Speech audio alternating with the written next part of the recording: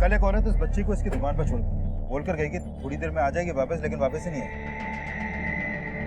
हाँ साहब, इस बच्ची को ना ही अपनी मम्मी का मोबाइल नंबर मालूम है, ना ही घर का एड्रेस। सिर्फ इतना जानती है कि कहीं लाजपत नगर में रहती।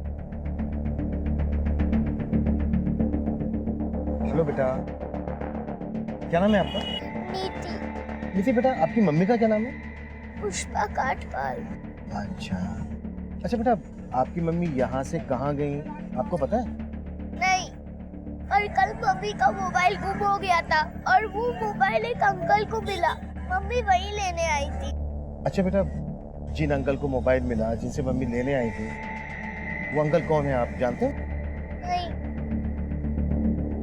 नीति बेटा, आपके पापा क्या करते हैं? पापा नहीं है। विकास, इस एरिया के सीसीटीवी चेक करो। शायद इस बच्चे की माँ किसी आदमी के साथ जाते हुए कैप्चर हुई हो। और यहाँ का डंप डेटा भी निकलवाओ और उसमें से एक्टिव पुष्पा का नंबर निकालो ताकि हम उसके एड्रेस तक पहुंच सकें। रंजना, जब तक इस बच्चे की माँ नहीं मिल जाती है, इसके रहने का बंदोबस्त करो और इसको कुछ खिलाओ वो क्यों? जी सर।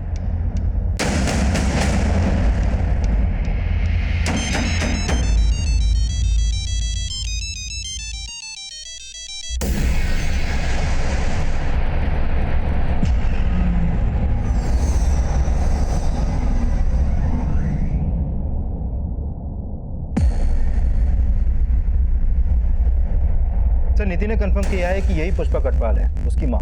सर, इस मार्केट में इस आदमी के साथ एक सीसीटीवी में कैप्चर हुई थी। सर, नीति ने बोला था कि पुष्पा उस मार्केट में किसी आदमी से अपना मोबाइल लेने गई थी। तो हो सकता है आदमी वही हो। लेकिन पुष्पा इस तरह से अपनी बेटी को छोड़कर किसी आदमी के साथ क्यों जाएगी? चक्कर क्या है? सीसीटीवी के इस एंगल में गाड़ी का नंबर नहीं दिख रहा है। पुष्पा का पता लगाने के लिए इस नीली गाड़ी वाले की पहचान करना बहुत जरूरी है। जिस जंगल में खून के धब्बे देखे गए थे, वहां से 1 किलोमीटर दूर एक लड़की की लाश।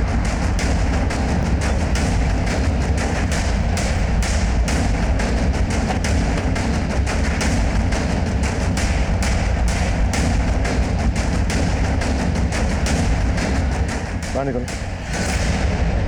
शायद इसका मर्डर वहीं किया गया हो जहां पर हमें वो ब्लड मिला। उस ब्लड और इस लड़की के ब्लड दोनों को मैच करवा के देखो। हाँ वर्मा। सर, जिस नीली गाड़ी में पुष्पा को जाते हुए देखा गया था, उसका नंबर एक दूसरे सीसीटीवी में कैप्चर हुआ है। सर, ये गाड़ी किसी मनोहर शर्मा के नाम लक्ष्मी नगर के एड्रेस पर रजिस्टर है। मुझे एड्रेस एसएमएस करो, हम लक्ष्मी नगर पहुंचते हैं।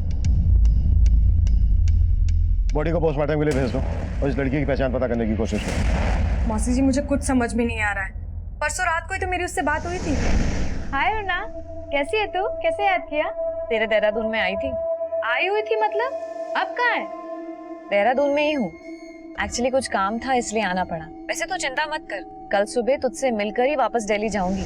कल मॉर्निंग से मैं उसका वेट कर रही हूँ और मेरा फोन ही नहीं उठा रही है। बेटा, मुझे कुछ ठीक नहीं लग रहा, मेरा दिल बहुत घबरा रहा है। मौसी जी, जैसे ही मुझे कुछ पता चलता है ना, मैं आपको इन्फॉर्म करती हूँ।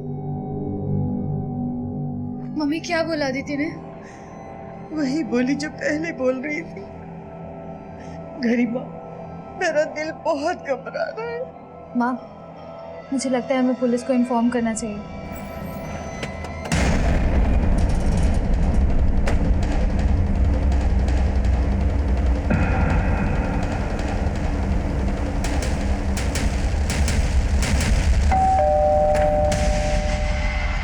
मनोहर शर्मा। जी सर, मैं मनोज शर्मा। पुष्पा कटवाल का है। कौन पुष्पा खटपाल सर? मैं किसी पुष्पा खटपाल को नहीं जानता। कल तू वसंत मार्केट से उसे अपनी गाड़ी में बिठाकर ले गया और अब हमसे पूछ रहा है कि कौन पुष्पा कटवाल? हाँ सर, याद आया। एक पुष्पा नाम की औरत का मोबाइल खो गया था सर। बस मुझे मिला और मैं वही लौटाने गया था। भैया, अरे ये आपका मोबाइल। Thank you. मुझे तो समझ ही नहीं आ रहा कि आपका थैंक्स कैसे कहूँ। अरे इसमें थैंक्स की क्या बात है? बाय द वे, कहाँ जा रही हैं आप? मैं ड्रॉप कर दूँ? एक्चुअली सर, मैं लाजपत नगर जा रहा था, तो मैंने उनसे पूछा तो उन्होंने बताया कि वो भी लाजपत नगर ही रहती है, तो मैंने सोचा ड्रॉप कर दूं। पुष्पा वहाँ एक जूस स्टॉल पे अपनी बेटी को छोड़कर आई थी तेरे पास, और तू कह रहा है कि वो अपनी बेटी को छोड़कर तेरे साथ चली गई। छिपा क्या रहा है हमसे, वो बोल। सर, मैं कुछ नहीं छुपा रहा। और सर, अपनी बेटी के बारे में तो उसने मुझसे कोई बात भी नहीं की। पुष्पा को जहाँ तूने ड्रॉप किया वो जगह दिखा।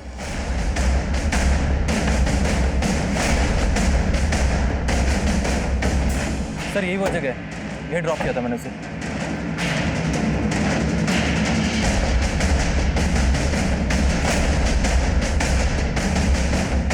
विकास, यहाँ आसपास कोई सीसीटीवी नहीं है। एक काम करो, नीति को इसका फोटो दिखाओ, शायद वो इसको जानती हो। पुष्पा के साथ इसका कोई इशू, इसे ऐसे हम क्लीन चिट नहीं दे सकते। इसके बारे में सब कुछ पता करो। सर, और वो डम डेटा निकाला, हमारे लिए ये जानना भी जरूरी है कि पुष्पा कहाँ रहती है। सर डम डेटा मिल गया, हमारी टीम उसी पे काम कर रही है। गुड।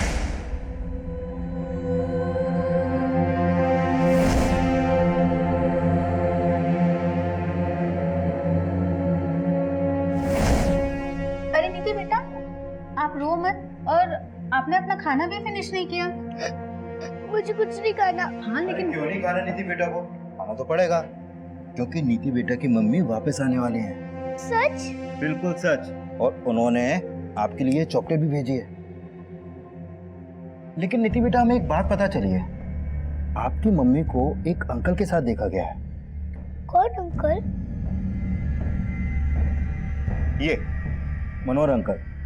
आप इन्हें जानती हैं, देखा है कभी इन्हें? नहीं। अच्छा नीति बेटा, एक बात बताओ, कोई ऐसा है जो आपको और आपकी मम्मी को पसंद नहीं करता है, झगड़ा करता रहता है आपसे? हाँ अंकल, कुछ दिन पहले एक अंकल आए थे हमारे घर पे। वो अंकल मम्मी पे बहुत चिल्ला रहे थे, फिर मम्मी ने उन्हें बाहर भेज दिया। कौन थे वो अंकल? मालूम नहीं।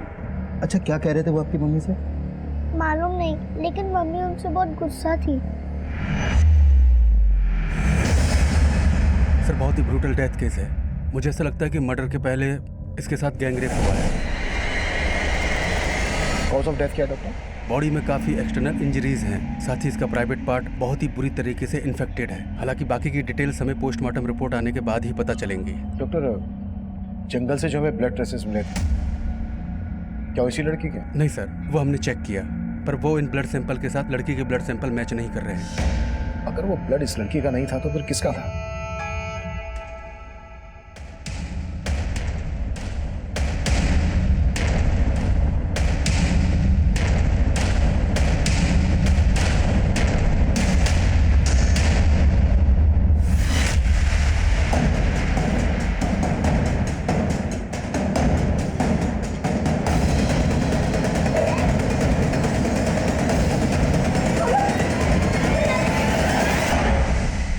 सर, वसंत मार्केट के डम डेटा में पुष्पा कटवाल के 2 मोबाइल नंबर एक्टिव थे। ये देखिए सर। सर, पुष्पा का लाजपत नगर वाला एड्रेस मिल गया है। गाड़ी निकलो।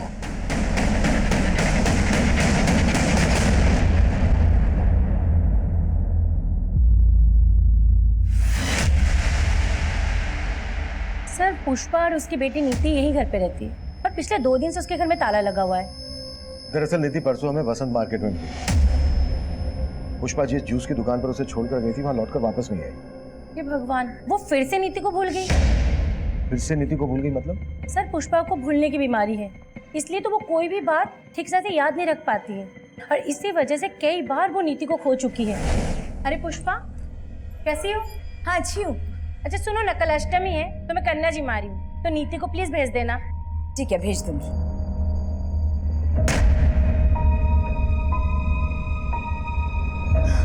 अरे नीति तुम्हारे साथ मार्केट गई थी?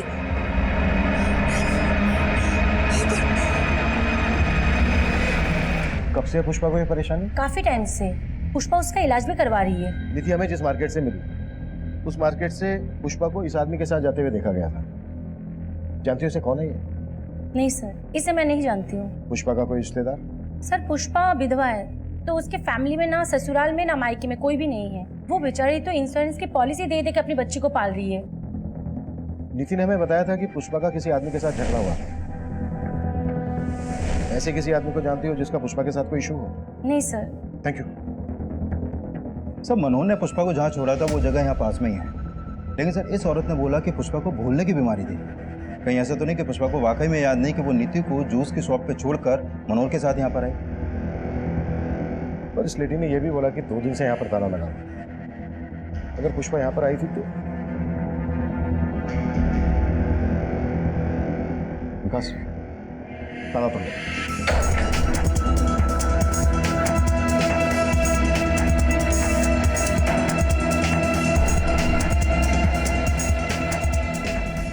सर, यहाँ तो कुछ भी सस्पिशियस नहीं मिला। विकास, एक बात मेरी समझ में नहीं आ रही है, कोई माँ अपनी बेटी को 2 दिन तक कैसे भूल सकती है? आई फील पुष्पा किसी मुश्किल में है। एक काम करो, पुष्पा के कॉल रिकॉर्ड्स स्टडी करो, शायद हमें उस आदमी के बारे में कोई क्लू मिल जाए जिसके बारे में नीति ने हमें बताया। सर,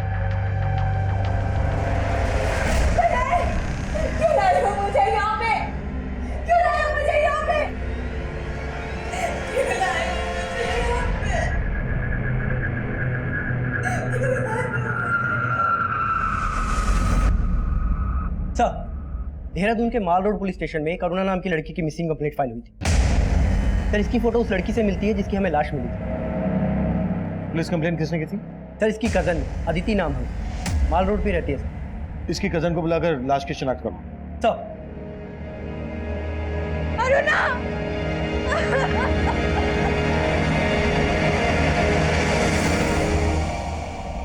सर, अरुणा दिल्ली में रहती थी। 2 दिन पहले 7 अगस्त को किसी काम से वो यहाँ देहरादून आई थी। उसने मुझे कॉल करके बोला भी था कि मुझसे मिलने आएगी, पर वो घर आई ही नहीं। तुम्हारे अलावा देहरादून में और कहाँ आने वाली थी अरुणा? इस बार में तो मुझे नहीं पता। अरुणा दिल्ली में रॉयल स्टार होटल में होगी। अरुणा के पेरेंट्स भी दिल्ली में रहते हैं? नहीं सर, अरुणा रोहतक की रहने वाली है, तो उसके मदर और सिस्टर दोनों वहीं रहते हैं। तो दिल्ली में अरुणा अकेले रहती थी? नहीं सर, अपने फियांसे के साथ रहती थी। अरुणा के फैंसी का नाम क्या है और वो दिल्ली में कहाँ रहता है? सर, जनकपुरी में। अरुणा के फियांसे का नाम अजीम है। मैंने उससे बहुत कॉल किए, पर अजीम ने मेरा एक भी फ़ोन नहीं उठाया।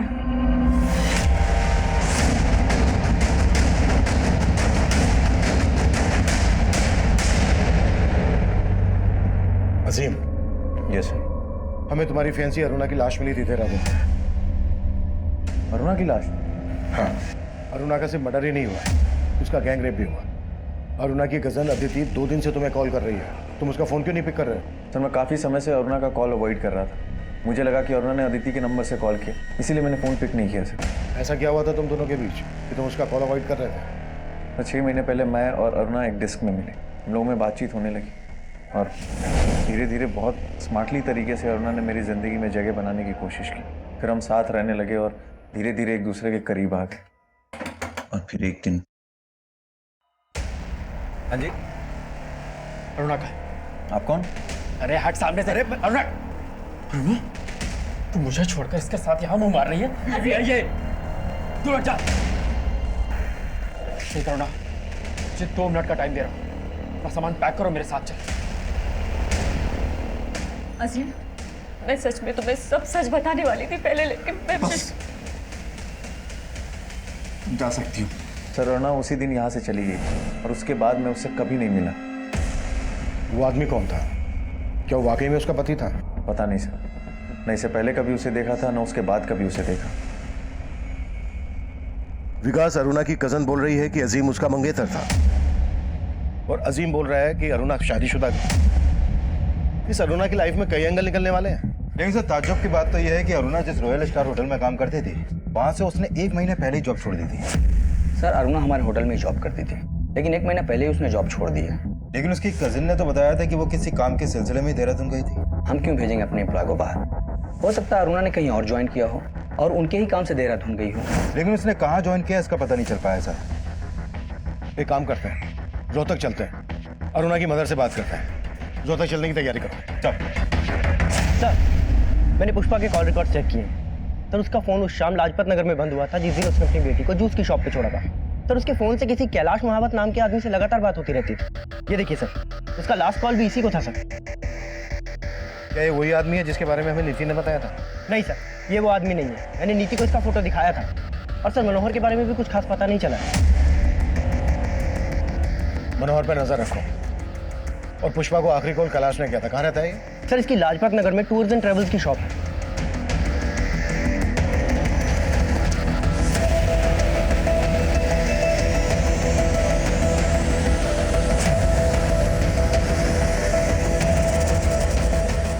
सर, ट्रैवल एजेंसी के साथ साथ मैं बीसी भी चलाता हूँ और पुष्पा हमारी उस बीसी की मेंबर थी।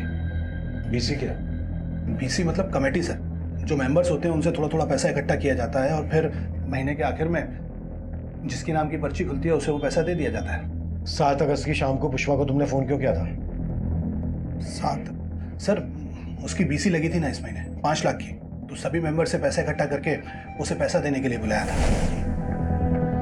पुष्पा पूरे 5 लाख रुपए हैं, बार बार गिनने की जरूरत नहीं है। लो जूस आ गया, जूस पियो पहले।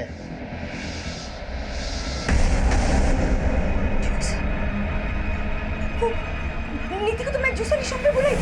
जैसे याद आया तो यहाँ से पैसे लेके तुरंत निकल गई थी। दिगर वो तो वहां पहुंची ही नहीं थी। कुछ छुपा तो नहीं रहे हो ना हमसे? नहीं सर, मैं छुपाऊंगा क्यों?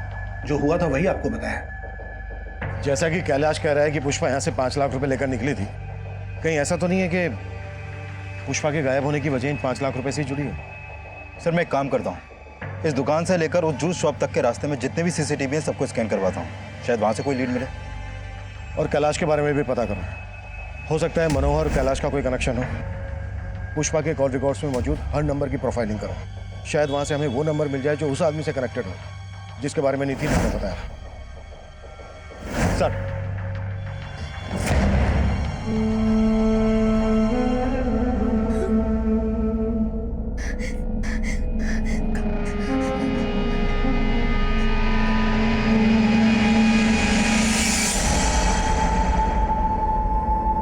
कौन हो तुम? तो अब तेरी याददाश्त भी चली गई? मुझे यहाँ क्यों लाए हो तुम? याद करूं, बिना वजह तो लाया नहीं। मुझे जाने दो, मेरी बेटी मेरा इंतजार कर रही होगी। जाने दूंगा, लेकिन इसके लिए पैसा लगेगा। मेरे पास कोई पैसा?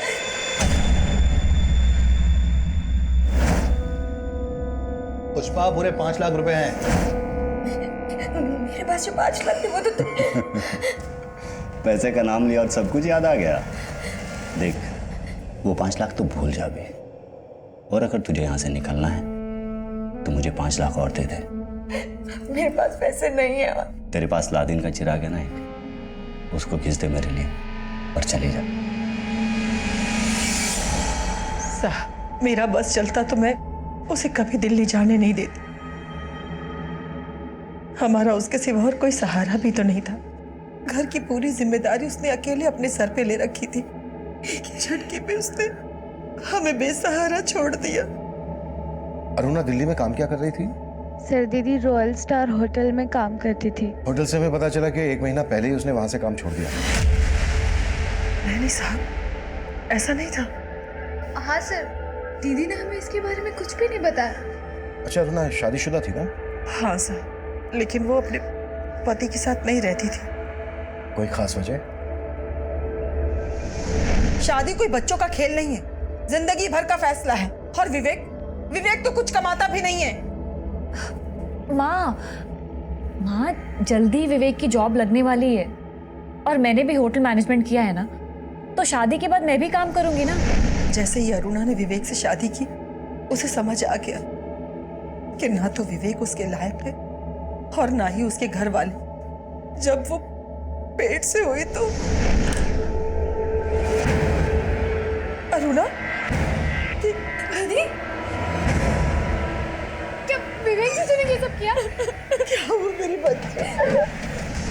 सर उसके बाद दीदी डिप्रेशन में चली गई और उसकी वजह से दीदी का मिसकैरेज हो गया। और ये सब करने के बाद भी उसे तसल्ली नहीं मिली तो बार बार वो यहाँ आके उसे ले जाने की कोशिश करता रहा। अरे छोड़ मेरी बच्ची, छोड़। जब जी चाहा छोड़ दिया, जब जी चाहा लेने चले आए। देख लूंगा तुम सबको, छोड़ूंगा नहीं। सर मुझे तो विवेक जीजू पे ही शक है। अदिति ने हमें बताया कि दिल्ली में अरुणा किसी अजीम नाम के लड़के से शादी करने वाली थी।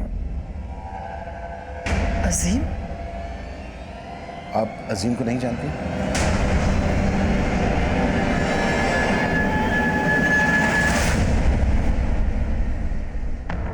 हेलो लॉकी, पैसों का इंतजाम हो गया? हाँ, इंतजाम हो गए। अब कहाँ है? मैं वहां आ जाता हूँ। मैं नहीं, मैं तुझसे नहीं मिलूंगी। तू एक काम कर, पैसे लेके गोविंद मार्ग पर पहुंच। वहां सोनू नाम का लड़का तुझे फोन करेगा और तुझसे मिलेगा। तू उसे 5 लाख रुपए दे देना। देखो अब मैंने तुम्हारे पैसों का इंतजाम कर दिया। प्लीज मुझे जाने दो, मेरी बेटी मेरा इंतजार कर रही होगी। पहले पैसा मिलने दे, फिर तुझे छोड़ने के बारे में सोचूंगा।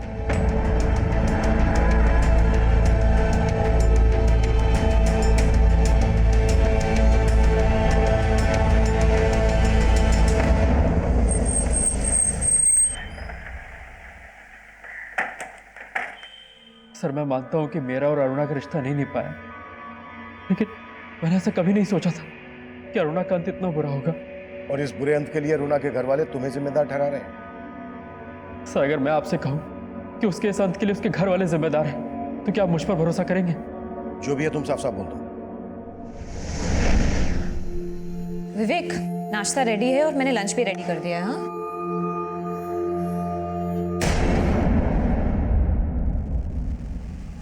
ये क्या कर रहे हो? एक बार मुझसे पूछ तो लेते मेरा ही डेबिट कार्ड यूज करने से पहले। अभी लैंडलॉर्ड को मैंने रेंट का चेक दिया है, अगर बैलेंस कम हो गया और चेक बाउंस हो गया तो?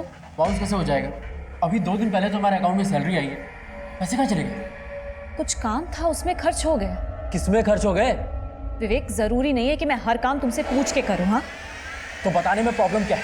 तुम अच्छे से जानते हो कि मैं प्रेग्नेंट हूँ, जॉब कर रही हूँ, उस घर का रेंट दे रही हूँ, खर्चा चला रही हूँ यहाँ का, और तुम अभी कुछ महीने बाद में हॉस्पिटलाइज हो जाओगी, तब क्या करोगे तुम? इसलिए बेहतर होगा कि अपना लेक्चर बंद करके ना तुम बाहर जाओ, कुछ काम ढूंढो और काम करो। सर अरुणा का घर छोड़ के जाना एक बहाना था, और उसने अपने मिस कैरेज के लिए भी मुझे ही जिम्मेदार ठहराया। तो सच तो ये कि उसे बच्चा चाहिए ही नहीं था। मतलब तेरे पास कई वजह थी अरुणा पर गुस्सा निकालने के लिए, और जैसे ही तुझे पता चला कि वो तुझे छोड़कर अजीम से शादी करने वाली है, तेरा खून खोल उठाया और तूने... नहीं नहीं नहीं सर, मैंने ऐसा कुछ नहीं किया है। कुछ नहीं किया है तो 1 महीना पहले अजीम के घर से कहाँ लेकर गया था तू अरुणा को?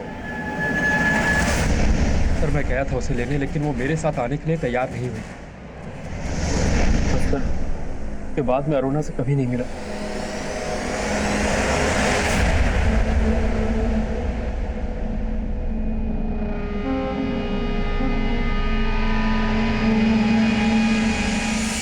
हाँ, पैसा मिल गया। अच्छा, पुष्पा का क्या करना है? पुष्पा तब कहाँ थी इसकी हमें कोई लीड नहीं मिल रही थी, लेकिन पुष्पा के कॉल रिकॉर्ड से उस आदमी के बारे में हमें कुछ पता नहीं चल रहा था। साजिश करने वाला कोई और ही था। वहीं अरुणा के केस में अरुणा का दोस्त अजीम, अरुणा का पति विवेक और होटल रॉयल स्टार का मैनेजर रोहित हमारे प्राइम सस्पेक्ट थे। अजीम और रोहित दिल्ली में रहते थे, विवेक रोहतक में रहता था, और अरुणा की लाश मिली थी हमें देहरादून में। अरुणा का गैंग रेप किन्होंने किया होगा, उसका मर्डर किस मकसद से किया गया होगा, यह पहेली तब हमारे लिए और जटिल बनने वाली थी। सर मैंने अरुणा के कॉल रिकॉर्ड स्टडी किए।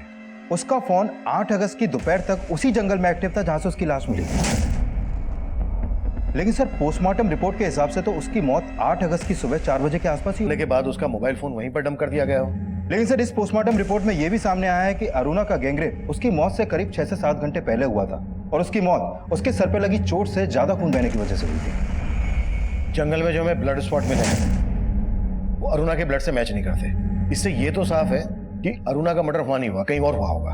अरुणा की बॉडी को बोरे में भरकर डंप किया गया। इसके लिए हमें यह जानना जरूरी है कि 7 अगस्त को अरुणा दिल्ली से देहरादून क्यों आई होगी। सर अरुणा के कॉल रिकॉर्ड में अदिति के अलावा देहरादून का और कोई नंबर नहीं मिला है। अगर अरुणा बस, ट्रेन या फ्लाइट से दिल्ली से देहरादून आई है तो कोई ना कोई लीड मिल जाएगी। विकास, 6 और 7 अगस्त का फ्लाइट, बस, ट्रेन रिजर्वेशन चेक करो। हो सकता है अरुणा किसी के साथ दिल्ली से देहरादून आई है। और अदिति के बारे में भी पता है, उसने ना तो हमें विवेक के बारे में बताया और अजीम को वो अरुणा का मंगेतर बता रही है, जबकि अरुणा की मां अजीम के बारे में कुछ जानती ही नहीं है। पुष्पा का कुछ पता चला? सर मैंने मनोहर और कैलाश दोनों को अच्छे से खंगाला, लेकिन कुछ नहीं मिला सर।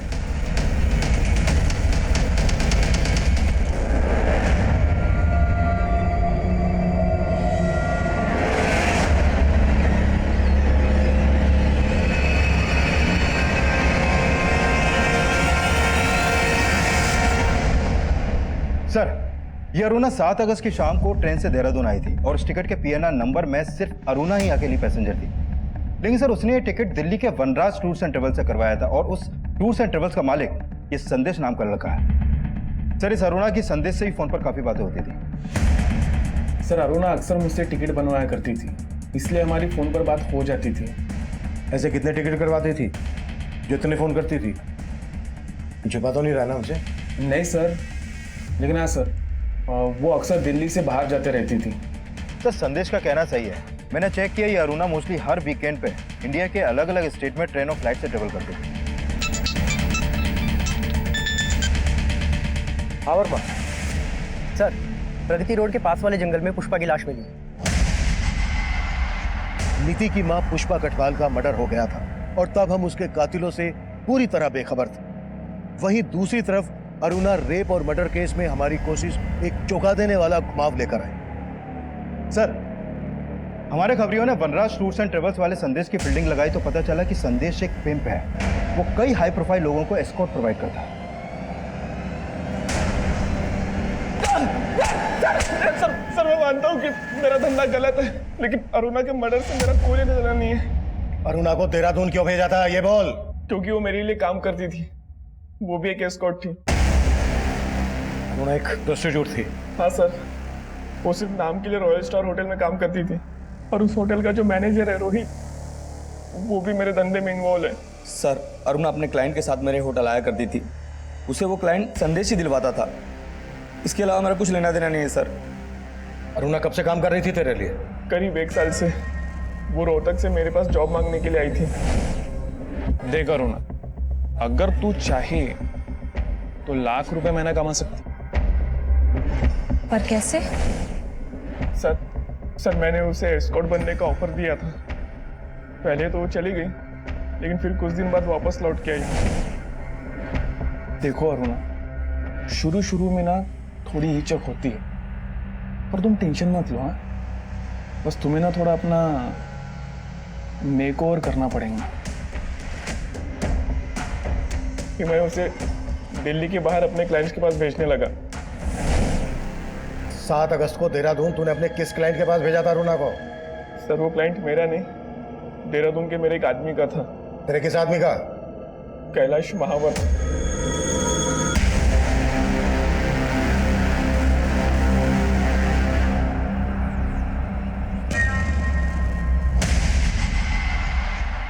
ये सोनू है, कैलाश के लिए काम करता है। और सर ये वही आदमी है जिसके बारे में नीति ने हमें बताया था, जिसका पुष्पा से झगड़ा हुआ था। What? पुष्पा के मर्डर का कनेक्शन भी इस कैलाश से जुड़ा है? हमने कैलाश और सोनू को ढूंढने के लिए अपना खबरी नेटवर्क एक्टिव कर दिया और हमारे खबरियों ने हमें उन तक पहुंचा दिया।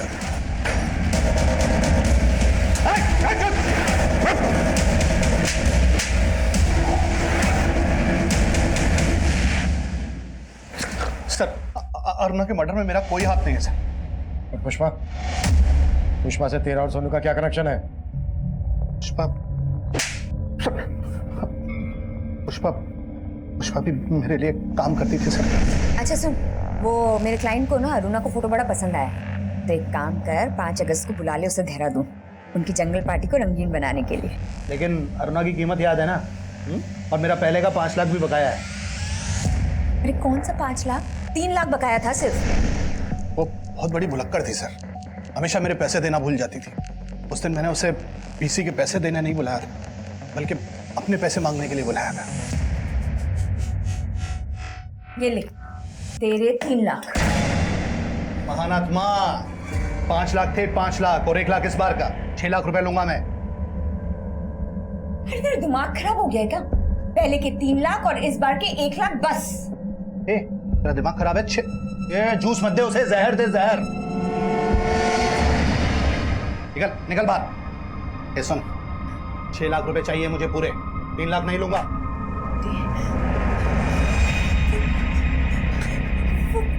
वो नीति को तुम्हें जूस शॉप पे बुलाई। एक मिनट, ये होशियारी किसी और को बताना समझी? 6 लाख लिए बिना जाने नहीं दूंगा यहाँ से। उस दिन वो गलती से गिरी और बेहोश हो गई। मैंने उसकी मरहम पट्टी कराई थी सर, और उसके बाद उसे गुलमोहर पार्क वाले घर में बंद कर दिया। फिर पता चला सर कि आपने उसकी बेटी को ढूंढ लिया है, और मैं उसे छोड़ नहीं सकता था सर। मुझे मेरे पैसे वसूलने थे सर। पुष्पा ने भी मेरे कहने पर लॉकी को ब्लैकमेल किया और उससे 5 लाख रुपए मंगवाए।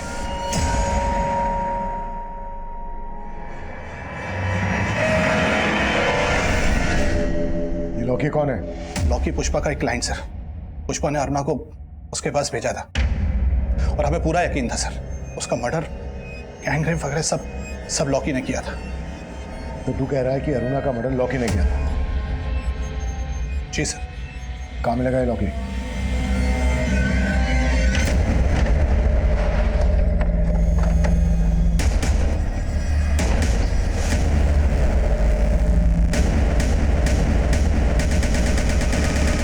सर लॉकी का घर भी बंद है और फोन भी है।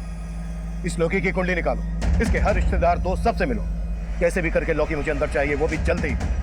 सर आपका अंदाजा सही हो सकता है कि अरुणा की माँ को उसके प्रोस्टिट्यूशन के काम के बारे में मालूम था, क्योंकि सर 3 महीने पहले तक अरुणा का रोहतक वाला घर गिरवी था और अरुणा ने 10 लाख रुपए देकर वो घर छुड़वाया था। और सर ये संदेश भी रोहतक का ही रहने वाला है। और सर अरुणा के आस पड़ोस के लोगों को भी शक है कि अरुणा प्रोस्टिट्यूशन के काम से जुड़ी हुई थी। आप ही ने अरुणा को दिल्ली संदेश से मिलने के लिए भेजा था और संदेश भी यहीं रोहतक का रहने वाला है।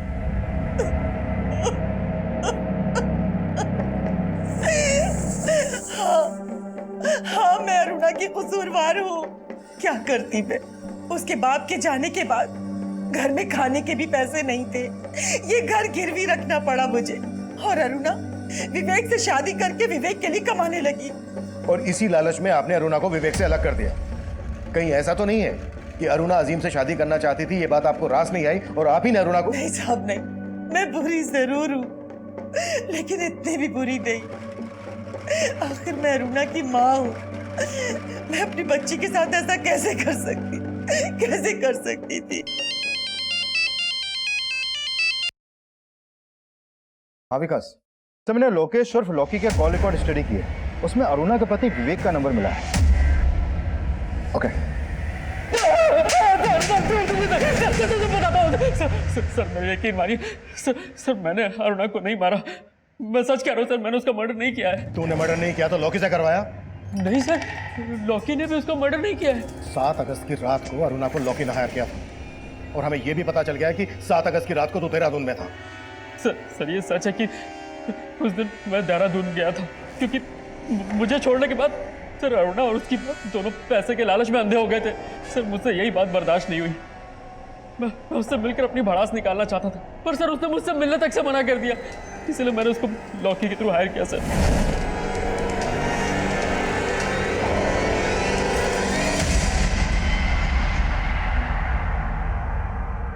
क्यों चौंक गई?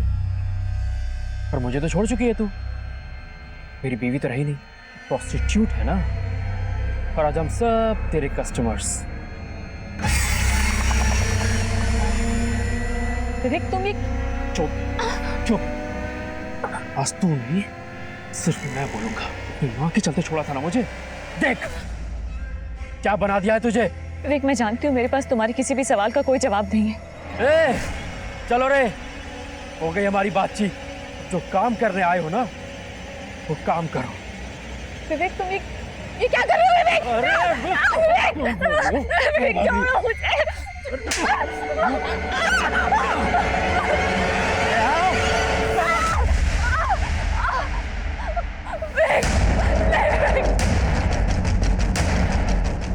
और सर अरुणा ने मेरे फ्रेंड को इंजर्ड कर दिया था।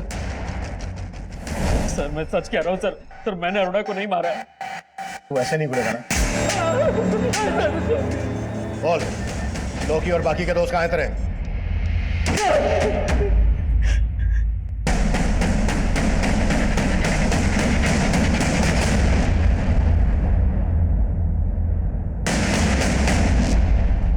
सर लॉकी और विवेक के दूसरे दोस्त भी यही बोल रहे हैं कि उन्होंने अरुणा का सिर्फ रेप किया था, मर्डर नहीं।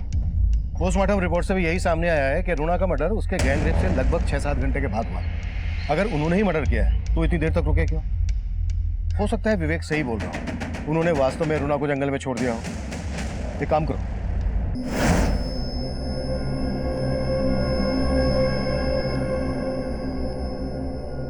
सर तब वो वहां से एक ऑटो से निकल गई। हाँ साहब, उस रात ये लड़की मेरे ऑटो में बैठी थी, उसके साथ कुछ तो गलत हुआ है साहब, उसकी हालत ठीक नहीं थी। कहाँ छोड़ा था इस लड़की को, बता सकते हो? सर मैंने उस लड़की को यहीं उतारा था और वो इसी बिल्डिंग में गई थी।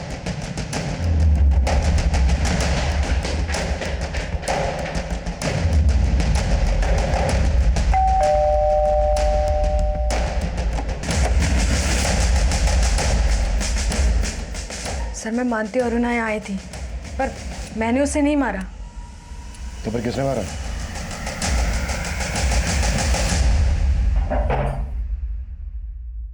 हो जाओ शुरू। हेलो।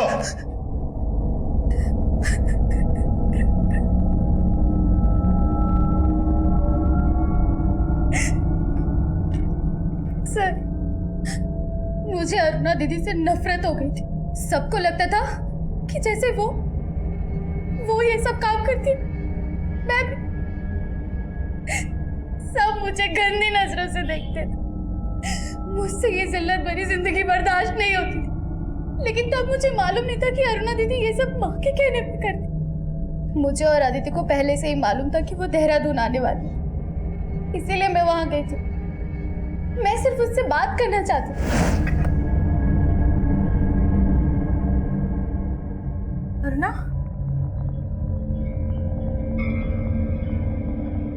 ये क्या हुआ तेरे साथ?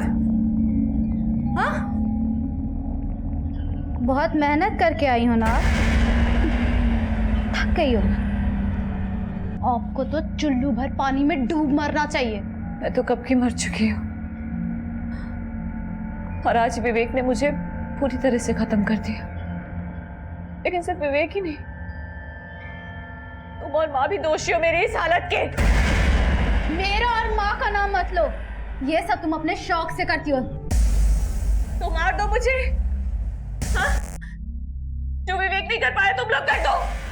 तू विवेक से मिलकर आ रही है? हाँ, लेकिन पति बन के नहीं, ग्राहक बन के मिला था वो मुझसे आज। लेकिन वो सही कह रहा था, मेरी इस हालत के लिए माँ जिम्मेदार है, समझी? इतना गिर गई कि अब माँ का दोष नहीं लगा।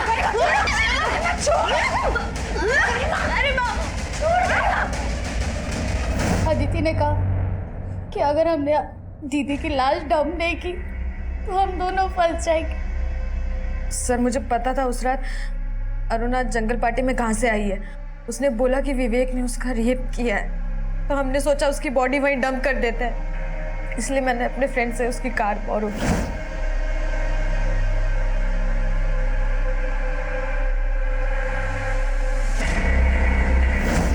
सर, माना मैंने अरुणा दीदी को मारा, लेकिन उनका दम घुटने वाली माँ ही थी। अगर मुझे पहले पता होता तो मैं अरुणा दीदी को नहीं, माँ को ही मार डालती। अगर तुमने सब कुछ पहले से ही समझने की कोशिश की होती तो आज तुम्हें ये पछतावा नहीं होता। गलतियां इंसान की फितरत है, जिसको सुधारने की गुंजाइश हमेशा रहती है। सही और गलत का चुनाव चाहे कितना भी मुश्किल हो, लेकिन तब भी हमें अपनी जरूरत के आगे कभी घुटने नहीं टेकने चाहिए। अरुणा जानती थी कि वो जो कर रही है गलत है। उसने इस दस्तक को महसूस करके अजीम के साथ एक नई शुरुआत करने का फैसला किया, पर मुश्किल वक्त के इम्तिहान में वो हार गई और उसे हराने वाले हर लिहाज से गलत साबित हुए। अजीम अरुणा की मजबूरी को धोखा समझ रहा था और विवेक ने अरुणा की मजबूरी का तमाशा बना दिया, उसे अपनी घिनौनी हवस से दागदार कर दिया। अरुणा की माँ अरुणा की मजबूरी से अपना स्वार्थ पूरा कर रही थी और गरिमा ऐसी गलतफहमी का शिकार हुई कि उसने अरुणा का मर्डर कर दिया। ये सब ऐसी दस्तक थी, अगर इन पर अरुणा ने गौर किया होता तो अंजाम बदल सकता था। अब मैं सीनियर इंस्पेक्टर अभिमन्यु जिंदल आप लोगों से विदा लेता हूं। आपसे फिर मुलाकात होगी एक नए केस के साथ।